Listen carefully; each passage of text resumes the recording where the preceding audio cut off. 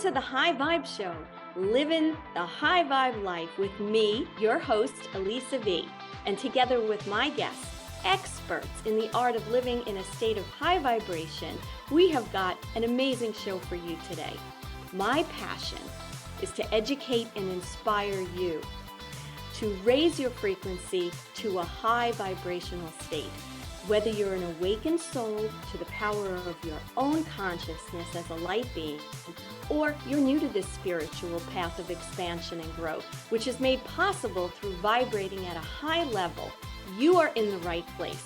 So stay here to experience fun, frequency upgrades now, so you can manifest all you want and help to raise the collective vibration of our wonderful world. Let's hit the restart button and high vibe it together. The High Vibe Show starts now.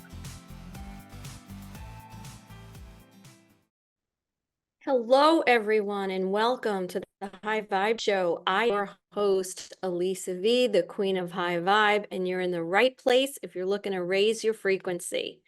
So I'm so glad to have you here today. You know, this is going to be our 8th episode in our series, our ongoing series, Secrets to High Vibe Wellness. And this is a series in which Dr. Pat Baccili and I have teamed up to bring you different secrets in all areas and all dimensions of your life and how to keep yourself in a very high vibe wellness state. Today, we are joined by Sharon McDermott. She is a pregnancy, labor, and birth expert and author of the book, Unleashing Your Inner Goddess, How to Experience an Empowering Pregnancy, Labor, and Birth. And we're going to have a special focus today on women's health and the journey to motherhood. So welcome, Dr. Pat and Sharon. Yeah, it's great. Wow, Thank you. this is exciting. Sharon, thank you for joining me here today because many of my listeners have heard my story of my birth, how I was born, what my mom went through, the trauma, all of that. And I like that we're fast forwarding it to today's world. And Elisa, thank you so much for this series. This is so important. We've had such amazing interviews. We have, but this is one we do not talk about enough. This topic right here, we just do not talk about it enough. And I just wonder why that is. Have either one of you two wondered about that? Well, there's more. I think there's getting to be more talk. I'm here on Long Island, and we have a pretty good base of doulas here, Yeah. and also midwives. But there is a definite difference in care between midwives and OBGYNs and what has happened to, what I would consider the medical industrial complex of care. We know that overall, but there's also a lot happening in obstetric care, and there's even obstetric violence that's happening that people probably wouldn't have called it that years ago. They would have just said, oh, there's some trauma there, but they just kind of forget about it and move on to the next pregnancy, but it's there, and we are really trying to turn this around. And I think with a lot of the ethnic diversity issues that are coming up and other things, it's just bringing to light how much work we need to do in this area. Yeah. And thank you for calling it what it is, right? Because, it's almost as if we have a conveyor belt in the birthing centers in the world. I mean, it's as if next. I wonder often how we got here. Elisa, what do you think? I often wonder about this because I remember my sister and I remember other family members, really old school from the old country, let's just call it. I don't know what else to call it. Lived in New York too. So it's got to be a New York old country thing. But they were very, very, gosh, what's the word? Caring, very attentive about the body, mind, and spirit of the process, right? All of that. What do you guys think? Yeah, I think a lot of that has been lost in medicine, just in general, no matter what area you're talking about, Absolutely, the personal, so I think if we like take that 40,000 foot view and we look down over the last 100 years, right?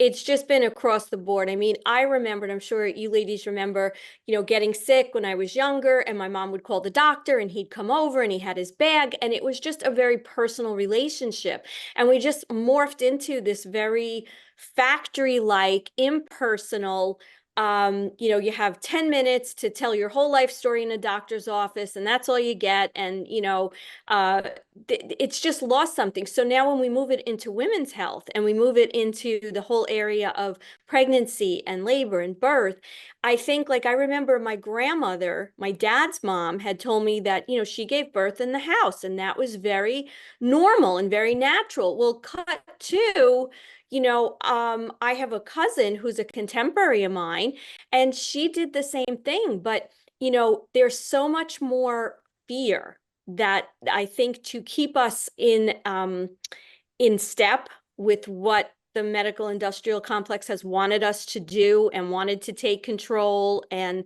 we won't even go into all the tests that they do even when a baby's born and all these things, and they take the baby away from the mother, right? Because they know best. And it's just gotten to a point where, like I was telling Sharon last week, when we were chatting, like, I remember when I first had my first daughter, right? I had to go in for a C-section, which is a whole other discussion we could have. But, and I remember the doctor, now I'm freaking out, right? I'm laying there, I could hardly see, because, like, I got this thing around my head and I'm all numb because of, they gave me this spinal. And the doctor, who I really liked, he's like having this whole conversation with one of the other doctors about his son and the basketball team. And I was like, there's something wrong with this picture. Like, this is one of the most important moments, not to mention I'm nervous, afraid, excited, everything. And he's sitting there like the way, like, no big deal. So, that's my one little story. And of course, compared to what a lot of other women go through, it's not really, it's not like it wasn't traumatic. It was just kind of like an eye opener. But I just think we've lost that personal touch, really looking at the body and the course of what's happening to a woman when she's going through all these stages. And it's just been moved into this realm of mechanics. Yeah. Yeah. Sharon, I want to ask you about your book because, first of all, thank you. Thank you for writing a book and using thank you for using pregnancy and goddess in the same book title. Hello. Thank you. Why am I thanking you? Because we have to look at this from that experience. Ancient architects, people that look back in time, they're showing pictures of women. You ever see the pictures and the glyphs, the hieroglyphs of women they show? What is it? Thousands and thousands of years. And almost all of them have the pregnancy look about them. But so often we want to forget this. You're bringing into bear, which I love, Chinese, Western medicine. Oh, thank you for even saying acupuncture. But I want to ask you, how did what was it that called you to say, I have got to write something different? I've got us to remember the ancient goddess energy. And why is it we cannot bring this back? Because that's what you're saying. We have so many options, right? Yes. So I'm an acupuncturist, really mostly by trade, but an herbalist, Chinese herbal medicine board certified.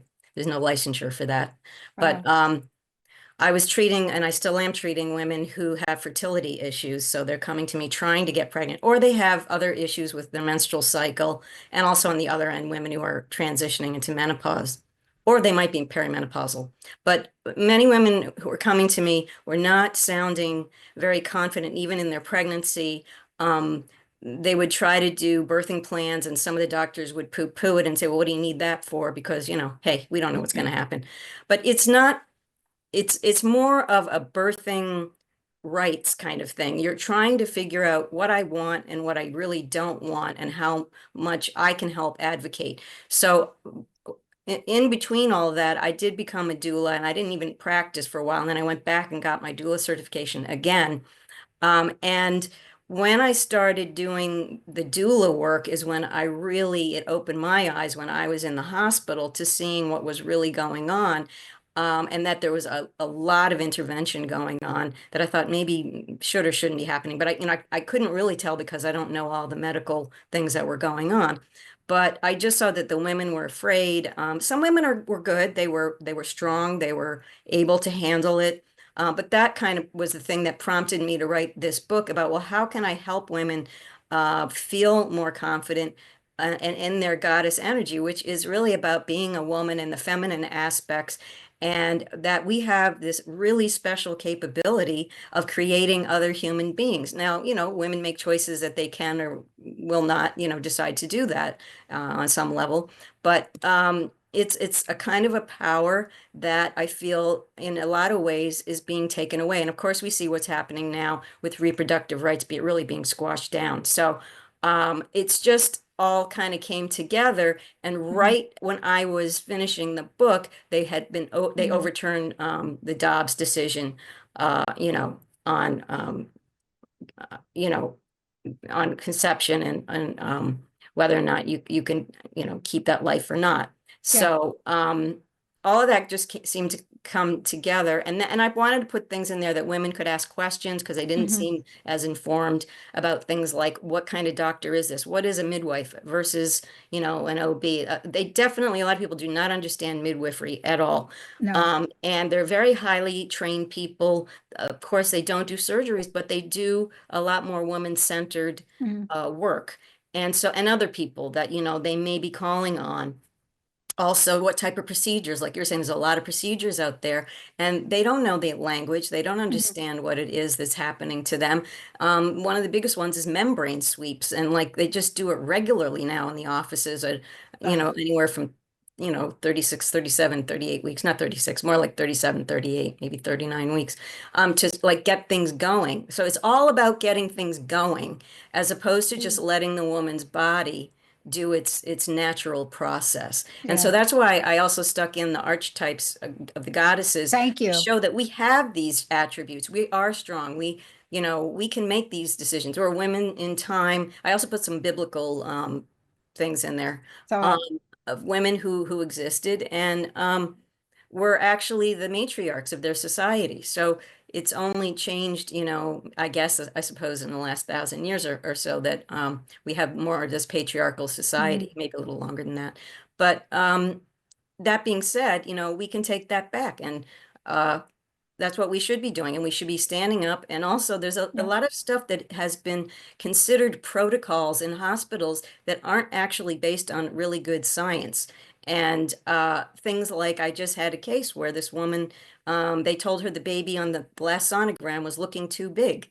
I'm like, too big. It's, this is a thing they're using now. Oh, I think we're going to have to induce you. Well, her first baby was way less than 8 pounds. So, so now she did advocate very well for herself. She put it off for 5 days, but she's going to be again against these doctors saying that you need to go in when her due date was just this past Friday. So what's this hurry up birth that we're all talking about here? I mean, they're these things that are becoming like considered normal, which aren't Yeah. normal, which is things like inductions, membrane sweeps. Um, those are not those are not necessarily considered, needed. Sometimes they're needed. Some things are needed in a hospital. I don't want to discount the fact that there are women that need hospital care.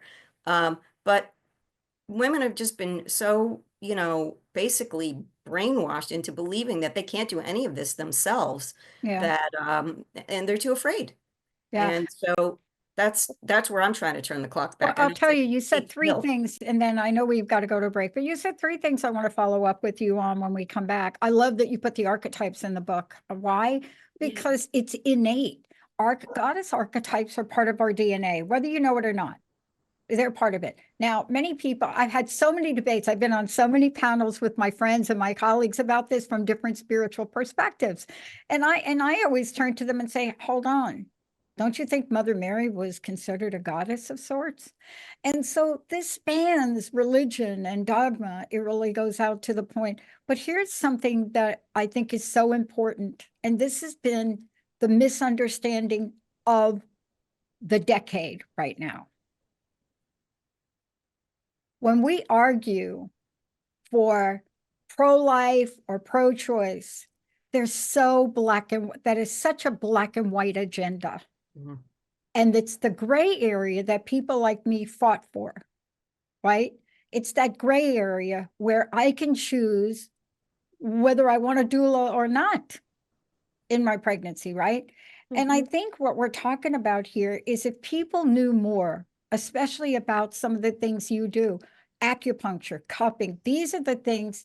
Look, just to be clear, anybody that watched the WNBA championships, the women championships, and wrote in and said, what are those black and blue marks on her shoulder? It's called cupping. It's an ancient technique.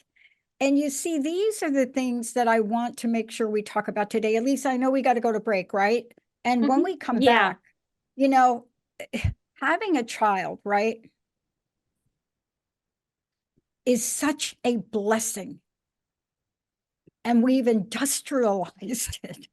So I hope we Yeah. can have that chit chat when we come back, Elisa, right? Yeah, definitely. And I also want to talk about when you talk about these archetypes, I know we got to go to break, but Mm-hmm. there's also a magnificence that I think people forget. And I'm not making it, saying pro-life, pro-choice, all that, It's not. making a decision. But what we have really been brainwashed, and what I think a lot of women have been brainwashed, is that they don't embrace, and society doesn't embrace, the absolute miraculous and amazingness of a woman's body and what she's able to do, and that it just becomes about this choice, as opposed to, I think, if there was more respect in society for motherhood, for helping people. People get pregnant all the time. Sometimes it's planned, sometimes it's not. But if there was more of a support system and a reverence for this process, I don't think this debate with pro-life, pro-choice would be as crazy as it is, because women would feel that they're being honored for this amazing thing that God has given us to be able to produce life. So that's just my 2 cents on the high vibrational. But we're going to go to break. We'll be back with Sharon McDermott, and we're going to talk more about being a female goddess when it comes to the ability to have children.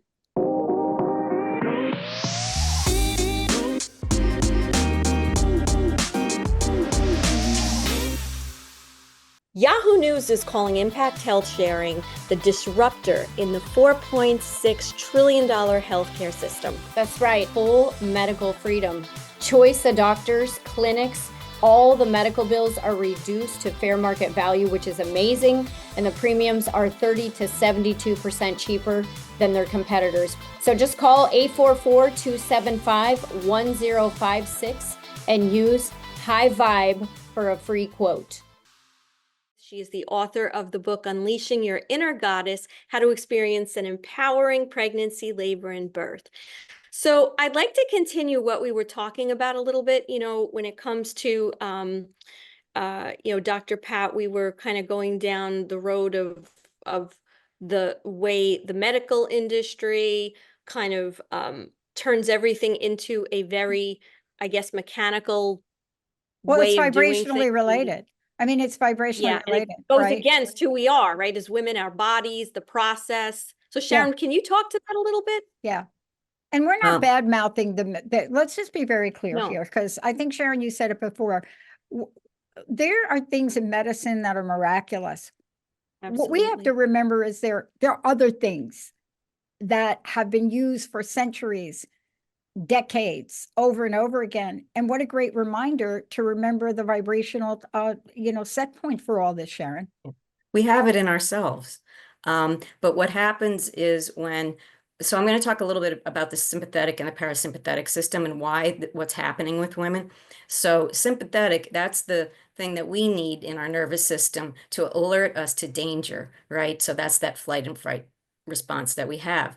Of course, we don't want to be in that all the time, although in a lot of ways, when you have chronic stress, that's sort of where you are a lot of the time. So your heart rate increases, your body's sort of conserving energy so you can run away basically from that danger. And it's keeping you vigilant so you don't sleep well, because it's thinking that you have to stay up and kind of in that, frightful state. So that is actually what can happen to a woman. Um, particularly sometimes when you walk right into a hospital, happens to, I think, a lot of us, is that it's very noisy. There's a lot of bells and whistle sounds going off with machines. There's a ton of people asking you questions. They're asking you questions in the middle of being in labor. Okay. And this is like a very different time that's happening in your body physically and emotionally and mentally, right? So if they keep like interrupting you with asking questions, it's taking your mind and body out of where it's supposed to be. And a woman can't focus on what she's supposed to be doing. So that's like big number one. And then so how do we, so what we want to be is in, the parasympathetic part of the nervous system, which is more calming. And that's when the oxytocin can flow. That's the chemical that's needed to allow that birth to happen, the labor to continue. Now they have something synthetic that they use in the hospital called Pitocin. But we don't necessarily want to just give the woman Pitocin because that's like going to speed up contractions and it's not natural. So we're trying to create that environment of calmness, maybe a little bit of darkness. We want that environment where there's not a lot of noise and sound so that mom can just really focus on what she needs to do. So that's where the incongruency happens when your foot steps into the hospital and you're trying to give birth. And then there's just constant interruptions, right? So one of my things as a birth doula is to try to eliminate as much of that. As, of course, I talk to the mom about that. And not, having a ton of people going in the room, keeping the lights low. Ask for intermittent monitoring. We don't necessarily need to have that belt on. And so that they could move around. Let's have some movement. If they have a Bluetooth fetal monitor, that's better. So, those kinds of things. And that's going to just tamp down all that nervous energy, and it's going to bring mom back into that parasympathetic mode that we need her in to be able. And by the way, the body is vibrating. What is it doing? It's causing contractions along with the baby to bring the baby down the birth canal and out. So we need mom to focus on her own vibrational energy to bring this baby into the world. And if she's constantly being, nurses coming into rooms, do you want that epidural now? Do you want that epidural? That's not helping. It's really not that, none of that's helping right now. And maybe at some point, yes, she will need the epidural. So the women who really can advocate for themselves, they come right into the room and say, do not ask me about getting an epidural until I want one. It's not strident. It's just a matter of saying, don't keep coming into the room. I'm trying my best to be connected, So that's where, and then of course I have tools to help her with the acupressure and breathing techniques, as we all know, and there's different kinds you can use, a sort of a kind of hypnosis that can be used to help mom. So all these things are the natural things that we're talking about that are really going to help move her forward, and not having her laying in a bed hooked up to various things, which unfortunately in the hospital, this is the protocol. So you have to have an IV line and you have to have, the fetal monitor on. So we know that movement is very helpful in getting mom going. So in terms of labor. So, all of these things, and we need her to create her own vibrational energy to bring this to fruition. And that's what I'm talking about, is that this is where we can really access sort of that inner goddess. And when they do that, you're going to have a calm mom, a calm baby. You're going to have a shorter labor. So it's all going to be good. Labor stops and doesn't progress when mom is getting tightened up, and nothing's happening like that. And I've seen Wow. that happen, and it goes to a cesarean basically. So Wow, so much. That was so helpful. I'm so glad. I wish we had more time because there's so many topics, right, Dr. Pat? I mean, I'm Yeah, infertility, all these other things. So we're going to have you back on because yeah. I really feel that this has been so helpful to women. So tell everyone how they can get in touch with you, sure. Sharon. Yeah, so they can find me at healthyhealingli.com, or they can get me on my Instagram page, which is Sharon Pins. Also, you can get me by phone, which is 516-410-4297. Yeah. Perfect. Sharon, So thank you. Let me just Thank thank you you. also for whose health is it anyway? We didn't mention that at all, but you know, I just need to thank you for that because that is the question, isn't it? That really is the question. Yeah, And that the was another sim, book that I had written a couple of chapters in. There was I a saw bunch of us that. from Long Island I that saw that. contributed to that book. So yes, Excellent. thank you for the shout out for that book. Well, because it's a major question right now. And if we don't keep asking that question, we're going to find out, we're going to wake up one day and we're going to find out it's not our health. Mhm. That's Yeah. what I think all of us are advocates. Elisa, this is great show. Thank you. Yeah, Thank thank you, you. Sharon. Thank you, Dr. Pat. And everyone, please reach out to me if you want to talk about how to raise your vibration and learn more about my coaching program at hittingtherestartbutton.com. And until next time, keep vibing high and thriving high.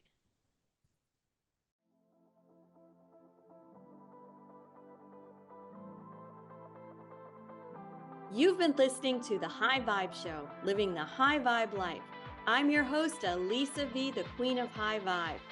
Join us every first and third Monday of the month at 9:30 Pacific, 12:30 Eastern on Transformation Talk Radio. This is the place to come for you to have loads of fun, frequency upgrades now, and have great guests to hear all about raising your frequency. For more information, visit hittingtherestartbutton.com. See you next time.